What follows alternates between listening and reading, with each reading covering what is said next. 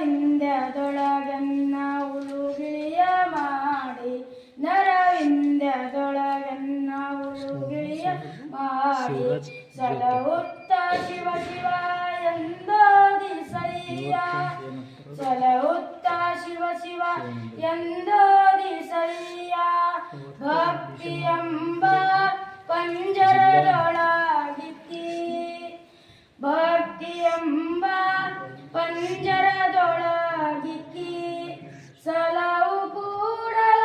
Sangama Deva ಸಲಹು Kudala Sangama Deva ಸಲಹು Kudala Sangama Deva